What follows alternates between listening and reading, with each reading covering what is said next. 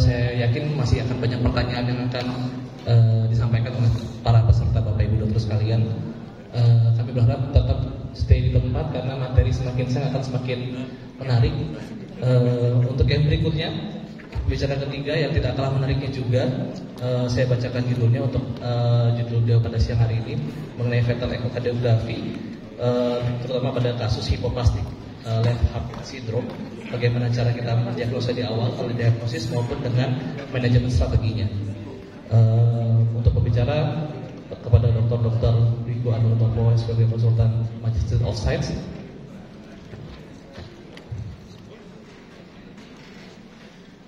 Oke, kepada dokter, waktu dan tempat kami persilakan.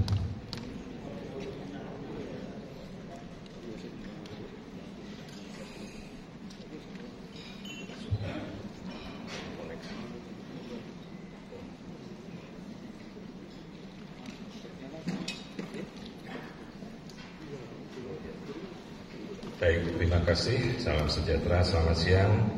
Saya ditugaskan untuk membawakan topik perihal hypoplastic left heart syndrome. Tadi kita sudah mendapatkan masukan dari dua pembicara sebelumnya. Hypoplastic left heart syndrome ini adalah suatu kumpulan malformasi yang meliputi umumnya ventricle kiri ya, dan aliran darah pada LVOT atau left ventricular outflow tract, di mana seringnya ini katup aortanya ini atresia dan mengalami disfungsi ventricle. Jadi tujuan kita nih teman-teman nanti begitu pulang sudah bisa membedakan dengan hanya melihat 4 ruang itu. Kalau ventricle kirinya tidak berkembang, tidak ada aliran darah di katup mitral, kita sudah tahu itu HLHS ya. Nah, dari kondisi ini sering terjadi ada interrupted aortic arch dan unbalanced AVSD. Juga terjadi ada double outlet right ventricle. Nah, ini biasanya terjadi antara 0,1 sampai 0,2 per 1000 kelahiran hidup dengan anak laki-laki, bayi laki-laki paling banyak. Jadi aortic valve-nya ini biasanya atretik ya. Nah, tadi Dr. Agusul sudah mempromosikan ISIAP. Saya juga ingin mempromosikan bahwa Indonesia barusan 2 minggu yang lalu kita membuat sebuah paper ilmiah perihal bagaimana kita melakukan pemeriksaan 4D dan itu tembus ke jurnal asing di Jerman ya. Dan saya perlu mempromosikan ini oleh Dr. Adrianus Bagnas ya. Nah, ini boleh kita berikan tepuk tangan untuk chairman acara Solo ISWAP ini. Ini artikel bersejarah untuk Indonesia karena ini baru pertama kalinya Indonesia bisa menembus jurnal internasional dan kita mengulas fetal kardiak diagnostik ya bersama teman-teman dari Semarang, Dr. Adi Pribadi ya, dan juga beberapa guru saya dari Eropa. Teman-teman bisa mendownloadnya free, online, open access di Journal of Perinatal Medicine. Cari dulu di PubMed, mau sekarang langsung cari pun bisa, langsung di download ya. Nah, ini caranya. Maaf. Nah, ini begitu kita dapat papernya bisa di-download dalam bentuk PDF dan ini bukan paper yang biasa-biasa, cukup luar biasa menurut saya. Karena gambarnya juga gambar kita sendiri dan semua datanya kita bisa mengupload dari seluruh dunia, terutama yang mau kita ulas nih data-data di Indonesia. Dan hingga detik ini ya jarang sekali paper fetal ekokardiografi dari Indonesia terlapor di dunia internasional ya. Teman-teman bisa download dan pelajari. Nah, ini datanya yang kita ulas ya, sudah dipublikasi barusan 2 minggu yang lalu ya. Oke. Kita kembali ke hypoplastic left heart. Jadi kita sudah tahu gambaran jantung sebelah kirinya nih sempit sekali, nyaris tidak terlihat dan mitral atresia ya. Terjadi pada both kedua dari mitral dan aortic valve dan tidak ada hubungan antara left ventricle dan right ventricle.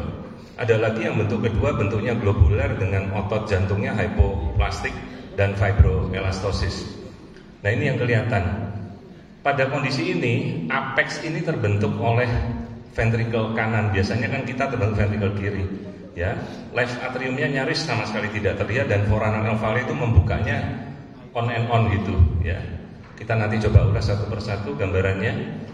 Nah seperti ini, kita tidak melihat kadang-kadang sudah ada absen dari foramen ovale. Nah ini contohnya, ini bentuk yang terjadi dilated globular, bentuk dari ventrikel kirinya, ya, yang mengalir aliran darahnya hanya dari ventrikel kanannya saja. Nanti kita akan coba ulas gambarnya satu persatu. Nah ini yang mengalir dari ventrikel kanan, sementara yang kiri atretik, ya. Ascending aortanya absen atau sempit, dia tidak mengalir sama sekali. Ini akan kita lebih mudah untuk mengulas pada gambar berikut. Nah, sering yang tidak tertampakkan itu adalah absen dari non-visualized left ventricle-nya. Dan kadang-kadang meskipun dari 4 chamber itu di awal trimester pertama tampak normal, tapi pada trimester kedua dia bisa berubah menjadi HLHS. Nah ini aliran darah pada vena pulmonar, di mana pada foramen ovale dia tidak bisa masuk ke dalam ventrikel kiri, tekanan pada mitralnya tinggi, maka aliran darahnya kembali lagi reverse. Jadi seperti aliran darah pada ductus venosus kas pada pulmonary vein-nya dia reverse. Nah ini aliran darah pada pulmonary vein dia reverse seperti ini. Karena dia atresia pada katum mitral, aliran darahnya kembali lagi, ya, tidak bisa masuk. Nah, hubungan-hubungan kromosom kelainan paling banyak trisomi 18, trisomi 13 dan Turner syndrome. Sindrom yang lain ada Noonan syndrome, kemudian ada juga ekstrakardiak 10-25%, juga sering jadi kasus IUGR. Nah ini terjadi foramen ovale stenosis, di mana aliran darah ini harusnya masuk ke dalam ventrikel kiri, tapi dia katup mitralnya atresia. Yang terlihat hanya katup tricuspid, jadi ini ventrikel kanan. Lanjut. Nah ini pada saat perbedaan ada saat diastol juga, kita tidak melihat ini left atrium, ya, tapi tidak ada aliran darah pada yang masuk ke dalam ventrikel kiri. Ini pada saat diastolik, tricuspidnya yang sebelah kanan membuka terlihat, tapi yang pada kiri absen. Nanti kita lihat pada gambar yang aktif. Nah ini aliran darah cuma ada pada ventrikel kanan, yang kiri absen. Kenapa? Karena dia tidak mengalir. Ini main pulmonary arterinya dia membesar, dilatasi, aortic stenosis atresia. Nah ini kondisi yang sama, yang kanan dia membesar, yang kiri atresia. Ya, ini pada kasus HLHS. Nah sementara kita lihat ini, kalau ini jantungnya sebelah kanan, lambungnya pindah kanan, jadi situs ambigus, situs inversus. Nah ini contoh kasus yang lain di mana aliran darah pada sebelah kanan, yang kiri hilang. Lihat ini, seolah-olah 4 chambernya normal, padahal ini ada VSD, mitral stenosis. Katupnya menggantung begitu saja, tidak mau bergerak. Jadi sekali teman-teman melihat gambar ini sudah tahu, oh ini HLHS. Tidak mesti harus simetris, ada yang simetris seperti 4 chamber pada kelainan berat, ya. Jadi kalau teman-teman melihat 4 chamber saja dengan kondisi seperti ini, kita sudah menyederhanakan kasus-kasus yang kelainan sudah cukup banyak, ya. Nah ini apek dibentuk oleh ventrikel kanan, yang harusnya apek itu oleh ventrikel kiri ini. Jadi ini aliran darahnya yang ngalir pada tricuspid. Yang kiri hanya ejection kecil saja, tak ada yang mengalir sama sekali aliran darahnya. Pada tomografi imaging kita bisa tampilkan seluruhnya, pembesaran dari main pulmonary artery, aliran darah dari tricuspid. Yang kiri mati total, tidak ada sama sekali yang mengalir. Teman-teman fungsikan Doppler, maka akan kelihatan jelas. Ya, yang kiri atretik, yang kanan normal. Tricuspid kanan, tricuspid kiri, yang kiri mitral tidak jalan sama sekali. Ya, ini aliran darahnya. Kelihatan ada atretik, transverse atresia dari stenosis dari arteri. Ya, ini main pulmonary arterinya. Kelihatan dilatasi, ya. Jadi ini kasus HLHS dengan mitral stenosis. Nah ini juga kelihatan, ya, hanya dari yang kanan saja, yang kiri tidak mengalir sama sekali. Oke, kita lihat yang lain juga. Ini juga mitral valve-nya atresia, left ventricle-nya tidak besar, yang kanan normal. Ya, jadi jangan teman-teman bingung ini kasus apa gitu. Nah ini foramen ovale. Kadang kalau kita tidak teliti, kita bingung yang mana ruangan-ruangannya. Ya, nah ini left ventricle-nya tidak berkembang. Nah ini DORF, double outlet right ventricle, 2 aliran darah keluar dari ventricle kanan. disertai dengan mitral stenosis.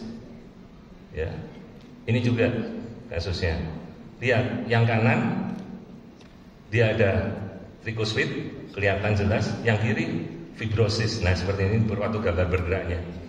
Yang kiri tidak mau bergerak, ya, kelihatan sekali penebalan fibroelastosis. Ini ventrikel kanan berkembang, tricuspid mengalir dengan baik. Yang kiri hanya menggantung dropping saja, HLHS.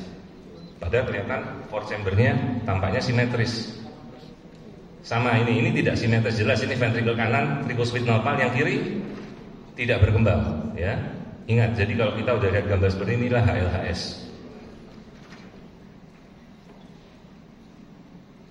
Ya, teman-teman bisa lihat dengan sangat jelas. Nah, ini aliran darahnya. Pakai aliran darah Doppler.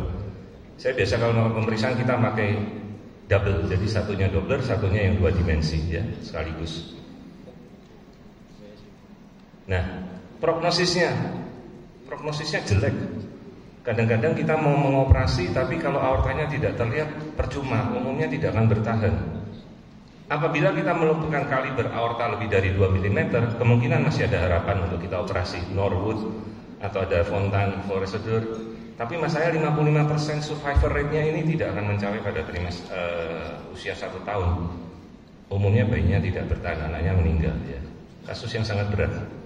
Nah, ini diagnosa diferensialnya, ada coarctatio aorta, ada critical aortic stenosis, ada mitral atresia dengan ventricle septal defect, ya, ada unbalance AVSD, DORF sering muncul, dan transposition of great artery, ya. Nah, ini kembali tadi kita lihat mitral valve-nya kecil sebelah sini, ya, tidak berkembang. Ini yang sebelah kanan dia berkembang dengan normal. Foramen ovale tadi sudah kita lihat. Nah, sekarang ini kita lebih mengarah pada trimester yang lebih awal. Kita perhatikan, ya, ini tricuspid sebelah kiri tidak berkembang, ya. Kemudian ini yang sebelah kanan ini gambar statis semua, ya. Stinus apas dari tricuspidnya normal. Nah, ini aliran darah sama seperti tadi pada trimester yang lebih awal, tricuspid jalan semua bagus, yang kiri absen. Ya, jadi teman-teman manfaatkan aliran darah Doppler itu. Perhatikan ini pulmonary arterinya, dia dilatasi, ya, flow reversal dari aortic arch stenosis. Nah, ini kita bagaimana harus bisa mengkonsulkan kasus-kasus seperti ini, karena umumnya pasien sudah menyerah duluan, ya. Apakah kita mau kirim pasien itu untuk dioperasi belum tentu. Early second trimester seperti ini, awalnya dia ada penebalan nuchal, hydrops, ya, efusi pleura. Kemudian ternyata dari gambaran fourth chamber, tricuspidnya ada, mitral valve-nya kosong, ya, dilatasi aortik dari vein pulmonary artery, tricuspid regurgitation, fourth chamber, ya, ini bentuknya globular. Nah, ini fibroelastosis kelihatan putih, kalsifikasi. Ini fourth chamber, tricuspidnya ada, mitralnya tidak ada. Nah, ini aliran darah yang sama, ya. Tricuspidnya mengalir dengan bagus. Ini trimester awal, ya. Jadi sebenarnya dari trimester awal kita sudah bisa melihat HLHS. Teman-teman tinggal hati-hati melihatnya. Nah, ini rangkumannya pada trimester awal kalau kita mau lihat fourth chamber seperti ini, ya. Tadi kita sudah ulas, ini dilatasi dari main pulmonary artery. Nah, ini early diagnosis pada trimester pertama, tadi kita sudah tampilkan. Dilatasi dari ventricle kanan, kirinya hilang. Nah, ini trimester pertama, 15 minggu sekitar itu. Tricuspidnya mengalir, yang kiri tidak jalan. Nah, ini perbedaannya antara HLHS dan coarctatio aorta, teman-teman bisa lihat seluruhnya di sini. Tidak akan saya ulas satu-satu. Kemudian bagaimana kita mau mengkonsul pasien tersebut, ya? Ibu, kita akan melakukan pemeriksaan per 4 minggu. Kita lihat bagaimana perkembangannya. Kita lihat apakah regurgitasi tricuspidnya atau ada foramen ovalenya berkembang apa tidak, ya. Karena kadang-kadang dia membuat aliran darah sendiri, ya. Prognosisnya meskipun jelek, tapi kita paling tidak sudah tahu.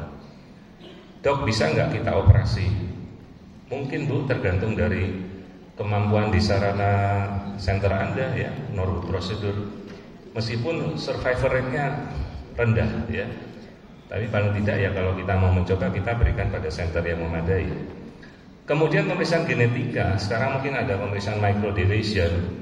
Ternyata itu yang berkaitan dengan genetik gen NKX 2.5 ya, dan TBX5.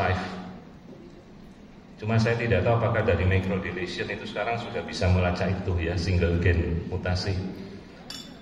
Ternyata genetika itu terjadi pada gen NKX 2,5 ini. Ya, dia merubah katup-katup pada katup atria ventrikular, dan pasien dengan NKX 25 ini mutasi biasanya terjadi AV conduction dan AST. HLHS juga termasuk salah satunya. Kemudian apakah ini akan diturunkan pada generasi berikutnya? Bisa. Ya, jadi rata-rata bayi anak pertama mungkin dengan HLHS yang dengan kausa yang tidak diketahui terjadi mutasi GJA1 gen autosomal resesif, dan mutasi NKX 2,5 ini dia berkaitan dengan autosomal dominan inheritance. Apakah akan mungkin terjadi kambuh lagi? Bisa, 1% kemungkinan bisa terjadi pada anak-anak berikutnya. Jadi paling tidak kita perlu menjelaskan sepertiga kelainan itu bisa berulang pada sepupunya mungkin. Apakah ada pengaruh dari pemeriksaan genetika dalam ini? Pemeriksaan HLHS ada, jelas ya. Kromosomal amniocentesis mungkin kita bisa lakukan, tapi sekarang kita sudah bisa melakukan pemeriksaan whole genome sequencing dan harganya sekarang sudah semakin terjangkau ya. Nah, ini beberapa paper yang sudah dipublikasikan. Ini bukan paper kami, ini paper yang dari jurnal lain ya. Prognosis dari HLHS ini sangat jelek, USG sangat membantu untuk pemeriksaan hal tersebut. Kuasai pemeriksaan 4 chamber dengan baik ya. Karena ini HLHS ini suatu kelainan yang sangat-sangat bisa terdiagnosa, dan teman-teman bisa mengkonsul pasien-pasien itu dengan lebih awal. Invasive testing untuk melakukan pemeriksaan genetik mungkin bisa dilakukan, tapi sekarang kita lebih mengarahkan, sekarang sudah ada NIPT yang sampai level microdeletion ya. Surgery tinggal kita bisa kirim kemana dan diagnosa lebih awal, meskipun kita tahu prognosisnya cukup jelek ya. Mau dilahirkannya di mana, dan konsultasinya pada dokter kardiologis yang ada nanti ya. Saya rasa itu yang bisa saya sampaikan. Jadi terima kasih atas perhatian teman-teman. Mudah-mudahan habis ini semua sudah bisa mengetahui kasus-kasus HLHS ya. Dan sekali lagi jangan lupa nanti bisa di-download paper yang telah dipublikasikan di Indonesia untuk pertama kali tersebut. Terima kasih. Selamat sore. Baik, terima kasih banyak kepada Dr. Wiku sebagai konsultan Kecamatan Master of Science atas presentasi yang sangat menarik. Baik,